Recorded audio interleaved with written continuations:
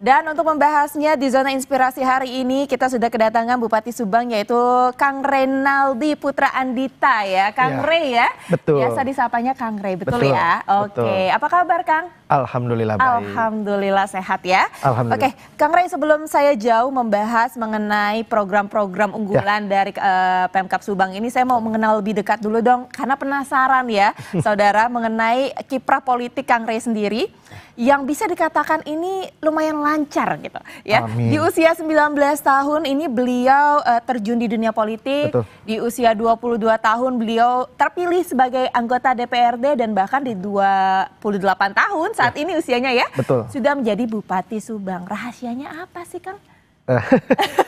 Jadi kalau disebut rahasia sebetulnya yang paling penting doa, yang kedua restu orang tua. Oke. Karena memang saya juga gak nyangka bisa ada di posisi ini kalau bukan berkat dari doa ibu saya sih yang paling penting. Karena itu yang paling penting bagi saya. Oke, jadi memang itu rahasianya adalah doa dari orang tua, berkat dan ridho dari keluarga ya pastinya ya. Nah, oke, Kang Ray, kalau kita bicara mengenai karir politik di Indonesia sendiri kan ini bukan hal yang mudah gitu ya. Bahkan mungkin untuk orang-orang yang usianya sudah matang sekalipun terjun di dunia politik ini juga bukan sesuatu yang gampang. Betul. Nah, ada nggak sih mungkin alasan khusus dari Kang Ray sendiri memilih bidang ini untuk ditekuni di dunia politik ini? Ya, karena memang basic saya itu dulu aktivis, Bah. Saya itu dulu di kuliah itu orang yang paling sering bersuara lah. Jadi saya menemukan titik di dalam hidup saya ketika saya dulu aksi, saya masih ingat dulu itu sekitar kalau nggak salah May Day, Pak. Saya tuh nemu titik di mana nih saya nih demo, aksi, tapi kalau saya tidak terjun langsung ikut terlibat ke dalam dunia politik, saya rasa saya sulit karena saya punya prinsip bahwa mau membersihkan sungai itu nggak bisa dengan kita hanya teriak dari luar sungai. Kalau kita mau membersihkan sungai, mau tidak mau kita harus turun, masuk ke dalam. Ya kita, walaupun kita harus kotor ya itu pengorbanan kita. Dan itulah kenapa saya masuk ke dunia politik. Karena memang ruang lingkup pun saya sangat mencintai dunia politik dan khususnya dunia pemerintahan. Oke, jadi kalau misalnya ingin memperbaiki ya kita nggak bisa teriak-teriak aja, tapi harus ada action nyata. Kita harus terjun langsung. Harus ada perubahan atau gerakan ya untuk terlibat langsung. Nah kalau misalnya tadi kan saya juga sempat menyinggung untuk terjun ke dunia politik, apalagi di Indonesia itu bukanlah hal yang mudah, ya. Apalagi di usia yang sangat muda, 28 tahun. Nah, mungkin bisa dijelaskan problem utama yang dihadapi oleh Kang Rey sendiri di dunia politik itu seperti apa ya? Dan ingin segera diubah gitu ya? Betul. Ya mungkin kalau dalam diri saya pribadi, kesulitan jadi masuk dunia politik umur muda, ya orang underestimate jelas ya. Karena saya sering banyak dengar bisa apa umur muda kan. Umur 22 tahun jadi anggota Dewan Provinsi bisa apa. 28 tahun jadi bupati bisa apa, tapi saya menjawab itu semua, menjawab setiap kritikan itu ya dengan tindakan. Bagaimana hari ini saya bisa melakukan kecepatan-kecepatan yang mungkin ketika bupati-bupati yang dulu tidak bisa melakukan itu. Saya membuat terobosan-terobosan bagaimana aduan masyarakat hari ini harus bisa ditindak hari ini, bagaimana setiap laporan dari masyarakat itu betul-betul harus disikapi dengan bijak oleh setiap pemerintahan, karena tujuan saya ke depan saya ingin melakukan penataan kembali khususnya di Kabupaten Subang. Bagaimana Kabupaten Subang selama ini gitu-gitu aja, Pak. Gitu-gitu aja, saya ingin ada perubahan yang jelas, yang dimana salah satunya mungkin pelayanan terhadap masyarakatnya. Nah ini dia, kita sudah masuk ke dalam program unggulan salah satunya dari Pemkab Subang. Tapi sebelum itu saya ingin bertanya dulu mungkin ke Kang Rey. Kalau Kang Rey sendiri melihat problem utama dari masyarakat atau mungkin kemajuan di daerah Subang itu apa sih Kang? Subang ini sebenarnya sedikit unik ya Mbak. Subang ini hanya 1,5 jam dari Jakarta, dari ibu kota. 1,5 jam juga dari ibu kota Provinsi Bandung. Tapi perkembangannya sangat jauh dari daerah lain. Memang ada banyak PR yang harus saya selesaikan.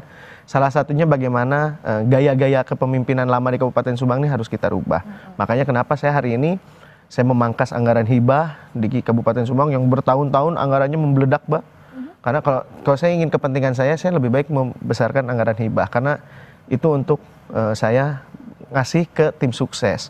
Tapi saya enggak. Saya pangkas anggaran hibah, saya gelontorkan untuk infrastruktur jalan. Di mana yang biasanya infrastruktur jalan setiap tahunnya hanya 50 miliar, tahun ini saya kasih 250 miliar dan itu memangkas dari dana hibah yang biasanya diberikan untuk tim-tim sukses sebelum-sebelumnya. Dan saya selalu tegaskan, hari ini saya jadi bupati ini nggak punya keluarga, nggak punya teman, nggak punya saudara, nggak punya siapapun. Saya berdiri sendiri, jadi nggak ada itu yang namanya boleh nitip ini, nitip itu.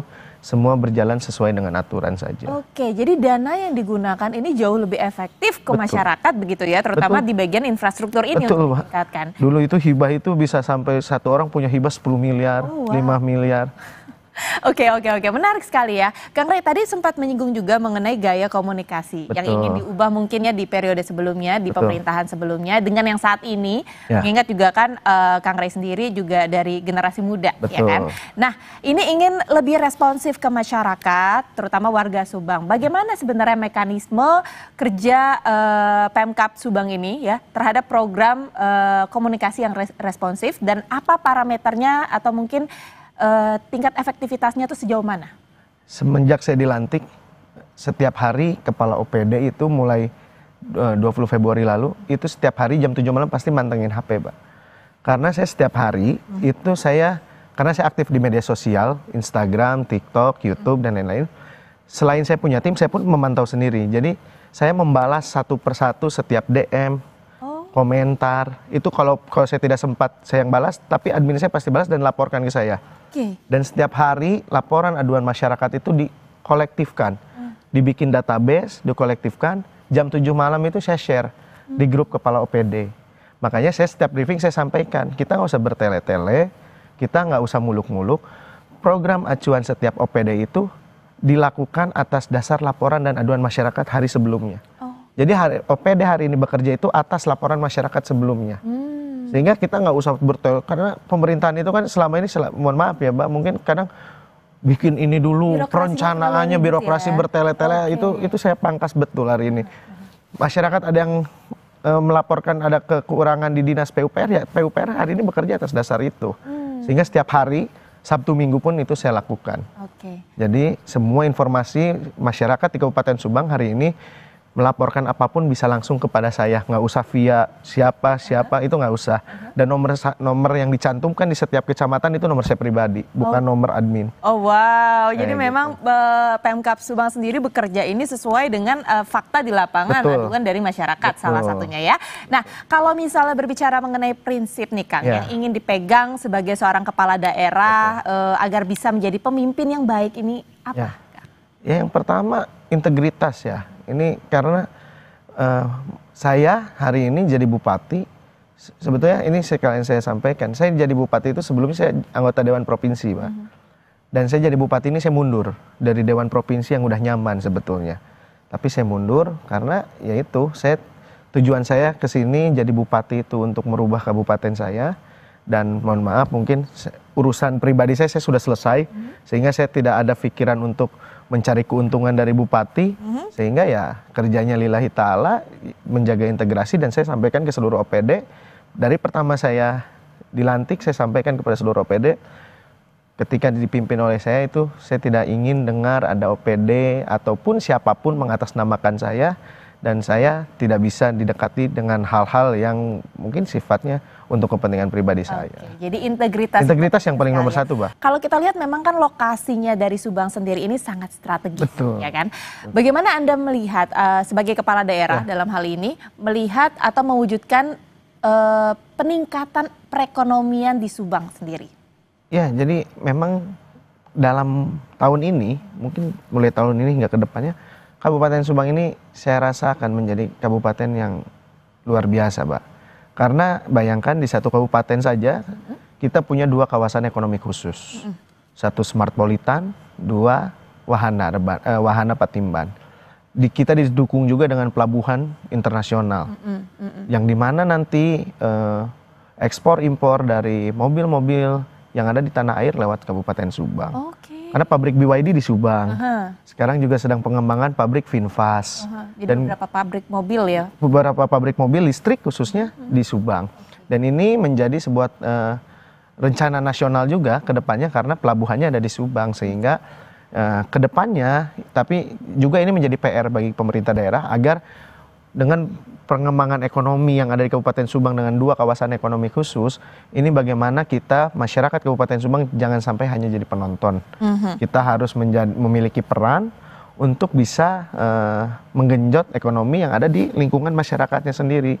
Selain ekonomi global, kita juga harus memikirkan bagaimana ekonomi di daerah kita berkembang dengan adanya 2 kawasan ekonomi khusus dengan pelabuhan dan yang lain-lainnya potensi yang luar biasa seperti itu. Nah ini masih berbicara mengenai potensi ekonomi. Kalau tadi kan kita melihatnya dari sisi lokasi yang strategis ya di Subang. Tapi kita bisa juga melihat bahwa di Subang sendiri potensi besar ada 3 mungkin ya, bidang yang bisa dikembangkan misalnya seperti pertanian, pariwisata dan industri. Nah, kalau Kang Ray sendiri melihat hal ini seperti apa dan bagaimana caranya agar ekonomi Subang ini bisa tetap berkembang tanpa hanya bertumpu pada satu bidang saja nih Kang? Itu dia, makanya saya sering bilang kalau orang bilang Bandung diciptakan ketika Tuhan tersenyum, saya bilang tuh Subang ini diciptakan ketika Tuhan sedang tertawa-tawa, Pak. Karena apa? Pertanian kita punya, industri kita punya, pariwisata kita punya. Tidak semua daerah bisa punya 3 sektor yang sangat potensial seperti ini. Makanya di mana PR kami, pemerintah daerah ini kita harus bisa memetakan di sebelah mana sisi pertanian yang harus kita jaga. Pariwisatanya sebelah mana, industri sebelah mana. Sehingga tidak jadi campur aduk. Karena 3 unsur ini kan tidak bisa jadi satu. Ini harus dikembangkan dengan pembagian wilayah-wilayah. Sehingga kita tetap hari ini juga kita sedang membahas Perda RT RW, di mana pertanian, pariwisata, dan industri ini akan kita jadikan 3-tiganya sebagai sebagai daya tarik dari Kabupaten Subang. Dan insya Allah 3-tiganya kita optimis 2 tahun, 3 tahun ke depan ketika jalan sudah selesai semua, ketika infrastruktur dasar sudah selesai, ini 3 potensi ini akan menjadi yang terbaik yang ada di Provinsi Jawa Barat, mudah-mudahan. Amin, amin. Jadi tetap bisa terintegrasi dengan baik, tapi berkembang satu sama lain sehingga bisa paling tidak memakmurkan sumber daya masyarakat kita yang penting. Ya. Oke, nah kita bicara lagi mengenai program unggulan dari Pemkab Subang ini yang tadi saya juga sempat mention ya saudara, yaitu tentang Ngabret. Jadi ini adalah program Ngabret Nyaah Ka Indung. Nah ini program unggulan dari Pemkab Subang dan tidak ada di periode sebelumnya, di pemerintahan sebelumnya, dan menjadi ciri khas dari Kabupaten Subang. Boleh dijelaskan mengenai program ini, Kang Rey? Jadi sebetulnya Nyaah Ka Indung sendiri turunan dari programnya Pak Gubernur. Cuman kita mematangkan lagi dengan Ngabret Nyaah Ka Indung. Di mana sudah beberapa bulan ini, dari semenjak saya dilantik, Kabupaten Subang saya menginstruksikan setiap ASN yang ada di pemerintah daerah Kabupaten Subang harus punya satu indung asuh. Ini sebagai kepekaan kita. Karena Subang ini sudah sedikit demi sedikit sudah terkikis adat istiadatnya. Bagaimana kalau dulu kita dengan sesama itu saling mencintai, ke orang tua saling menghargai. Makanya saya ingin ASN, khususnya dimulai dari ASN dulu yang ada di Kabupaten Subang, memiliki kepekaan terhadap orang-orang tua, orang-orang yang tidak mampu yang ada di sekitarnya. Sehingga saya meluncurkan program Subang Ngabret Nyaah Ka Indung, itu tanpa APBD. Tanpa APBD? Tanpa APBD, itu pure. Setiap ASN itu, setiap bulan itu menyisihkan dari gajinya. Di luar, sebenarnya ASN sendiri kan ada potongan 2,5% untuk zakat. Itu di luar itu. Sudah setiap bulannya ada potongan zakat, ini mereka mengeluarkan lagi infak, sodakoh, untuk satu ASN punya satu indung asuh. Kayak saya punya 12 ibu asuh hari ini. ASN di bawah-bawah yang lainnya, satu ASN punya satu ibu asuh. Selain untuk mementingkan keuangan, tapi saya ingin ketika, mohon maaf ya Mbak, lansia itu kan hidupnya tidak lama lagi. Setidaknya saya ingin lansia-lansia yang di Kabupaten Subang ini, mungkin ada yang anaknya sudah kemana, tapi mereka merasakan, oh saya punya orang yang sayang sama saya hari ini. Setidaknya di hari-hari masa tuanya, mereka bisa merasakan ada kecintaan dari pemerintah daerah kepada mereka. Jadi sifat dari program ini sebenarnya adalah sukarela. Ya? Jadi mengajak kesukarelaan dari ASN, terutama yang mungkin eselon ya. Tapi sukarela saja setiap bulannya hampir 250 juta terkumpul. 250 juta? Untuk ibu-ibu asuh itu. Ada berapa ibu asuh sih Kang yang sudah saat ini ribuan, Mbak. asuh? Ribuan. Ribuan? Ribuan. Dan itu mungkin kadang kebanyakannya yang tidak dapat bansos, tidak dapat apapun, itu mereka masuk ke situ. Nah, apa indikator keberhasilan dari program Ngabret ini nih Kang? Saya ingin ke depannya karena banyak sekali ya lansia-lansia di Kabupaten Subang ini yang ada yang banyak laporan ke saya itu ada lansia yang sulit ke dokter, lansia yang tidak bisa makan. Ini sehingga ke depannya kesenjangan sosial, kesenjangan ekonomi ini setidaknya sedikit demi sedikit bisa diatasi dengan setiap orang tua. Lansia, kalau lansia kan sudah tidak bisa kerja, sehingga bagaimana kita ini bisa menyuplai setiap kebutuhan mereka setiap bulannya, seperti itu. Jadi nggak cuma hanya materi aja yang dikasih, tapi juga perhatian, ya, bentuk dukungan, kasih sayang ya. Jadi lansia ini tidak merasa sendirian gitu ya. Nah Kang, bagaimana lantas cara pemerintah untuk memastikan bahwa semangat Ngabret ini gak hanya sebuah jargon, tapi benar-benar masuk ya ke sanubari dan benar-benar direalisasikan oleh para ASN? Ya, jadi memang Ngabret ini yang selalu saya sampaikan ke seluruh ASN, itu Ngabret ini jangan hanya jadi slogan, saya malu. Tapi bagaimana Ngabret ini bisa betul-betul diwujudkan dan dilaksanakan. Dan memang itu sekarang mungkin awalnya susah, Bah. Karena ASN kan mungkin dulunya sudah punya zona nyamannya sendiri. Tapi hari ini saya gebrak. Karena saya saklek orangnya. Jadi termasuk yang saya sampaikan, yang setiap hari itu saya umumkan bahwa permasalahannya apa. Nah nanti, Bah, setiap 2 minggu sekali itu saya umumkan. Ketika ada OPD yang tidak menindaklanjuti laporan masyarakat itu, saya bikin setiap 2 minggu itu OPD terbaik dan OPD terburuk. Itu ada, Kang? Ada, 2 minggu sekali. Dan itu saya umumkan di semua platform. Jadi biar orang tahu, oh ternyata OPD A ketika ada laporan masyarakat lama, ele-elean, atau kecamatan A ketika ada laporan ini lama, itu saya umumkan, Mbak. Biar apa? Biar punya beban moral setiap OPD itu. Dan saya akan memberikan sanksi, reward and punishment untuk mereka. Dan itu saya umumkan 2 minggu sekali. Dan juga selain itu memang saya melakukan gebrakan-gebrakan. Salah satunya mudah-mudahan di bulan September di Kabupaten Subang bikin KTP, KK dan lain-lain udah nggak perlu ke Dukcapil. Saya pangkas itu birokrasi. Karena pertama saya masuk, 1 minggu saya masuk, itu saya langsung dengar ada laporan ada pungli orang mau bikin KTP di Pintawang 150.000. Jam 10 pagi saya dapat laporan, jam 12 siang saya copot orangnya, Mbak. Saya pindahkan orangnya. Dan saya ingin memangkas itu, di mana akhirnya di Kabupaten Subang mulai bulan September insya Allah membuat KTP, KK dan lain-lain itu nggak usah ke Dukcapil lagi, tapi di setiap kecamatan saya fasilitasi mereka untuk datang membuat KTP itu tidak perlu jauh-jauh lagi datang ke Dukcapil. Ini sebagai wujud pelayanan kepada masyarakat yang cepat dan tanpa pungli. Jadi bisa lebih efektif juga dan Betul. efisien secara waktu dan karena lokasi. Subang tuh lebar, Mbak, luas, Mbak. Luas. Dari ujung ke ujung bisa 2 jam. Oke. Kang, ini menarik sekali perbincangan kita ya, Kang. Tapi yang menjadi pertanyaan saya selanjutnya adalah kalau misalnya tadi adalah cara Kang Rey sendiri untuk membuat Ngabret itu bukan hanya sekedar jargon, tapi kita melihat bahwa ASN sendiri ya, Pemkab Subang sendiri itu terdiri dari lintas generasi. Betul. Ya kan? Nah, bagaimana caranya agar perangkat daerah ini ya bisa lebih adaptif dan inovatif, dan mungkin Kang Rey sendiri bisa cerita mengenai kesulitan Kang Rey sebagai figur muda ya agar bisa memimpin Kabupaten Subang ini seperti apa sih, Kang? Ya memang ketika ada jarak masalah umur ini agak sulit ya. Sebetulnya karena mungkin ya saya sendiri mungkin agak canggung dengan yang lebih tua, mungkin pun kepala OPD atau yang lain yang lebih tua pun merasa ini apaan sih anak kecil gitu. Cuman ya itu semenjak saya dilantik itu saya melakukan berbagai upaya bagaimana saya ingin menunjukkan bahwa umur ini bukan sekedar umurnya bukan sekedar angka, tapi jangan melihat saya ini karena umurnya, lihat saya karena pikiran saya, tindakan saya dan ketegasan saya.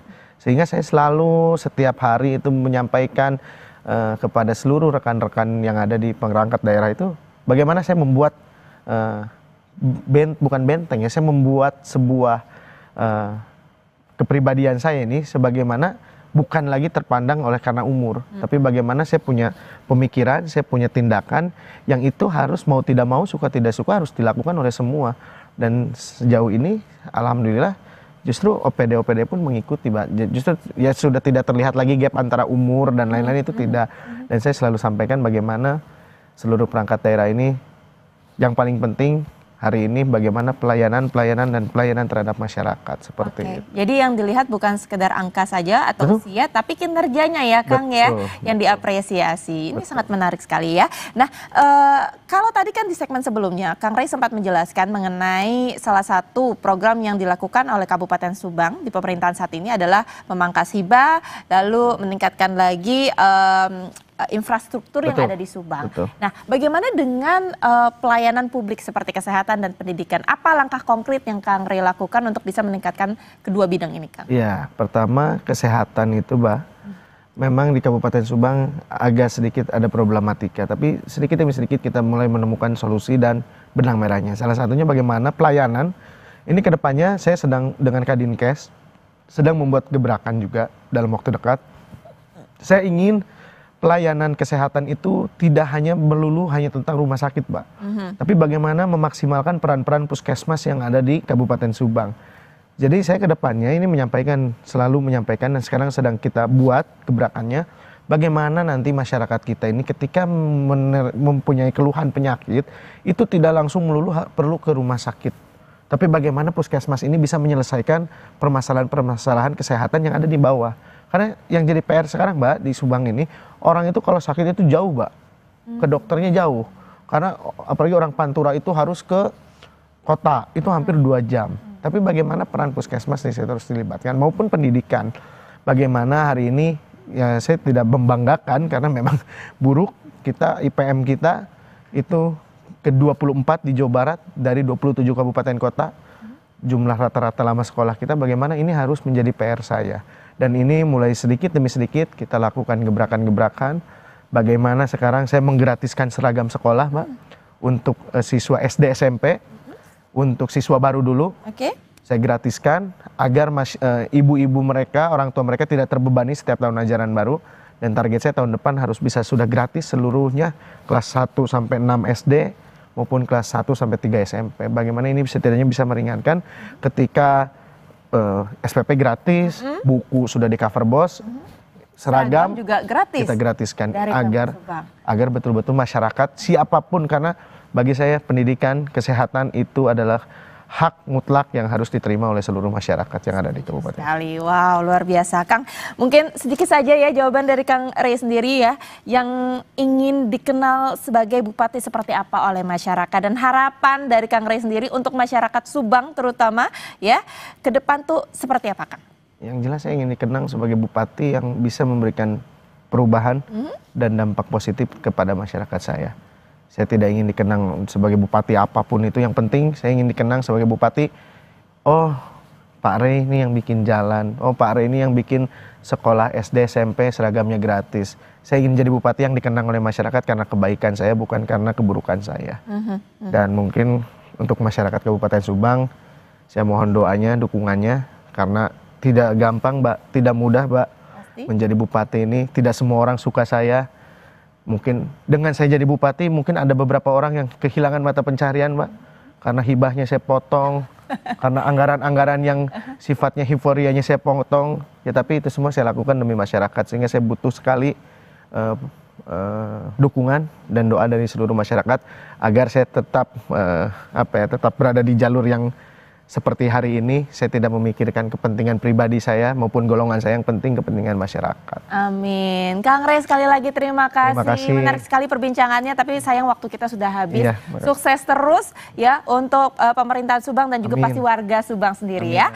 Dan saudara, dengan semangat ngabret yang dibawa oleh pemimpin muda pemerintah Kabupaten Subang terus bergerak cepat menjawab harapan rakyat. Dari pelayanan publik yang lebih responsif, program sosial berbasis budaya, hingga dukungan terhadap ekonomi dan generasi muda, semua menjadi bagian dari langkah menuju Subang yang lebih maju dan manusiawi.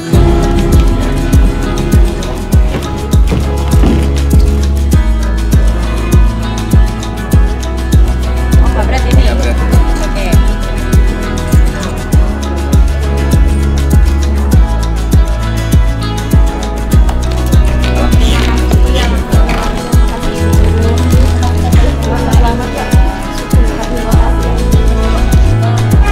Banyak putra daerah mau dulu jauh nih Pak.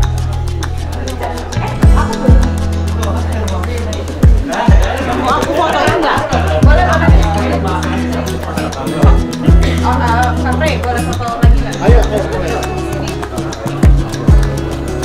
Budi, banyak fans. Aku ngerti.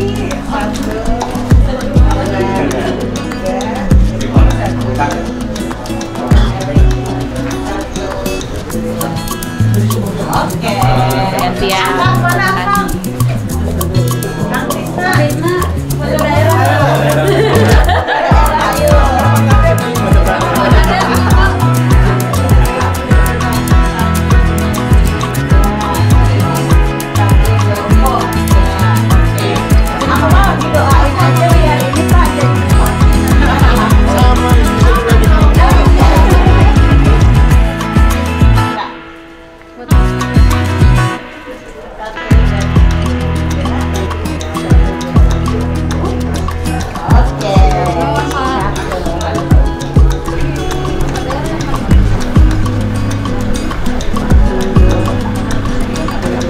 Siapa?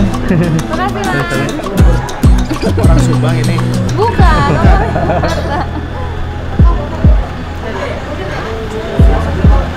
Wih, Subang ini. Sama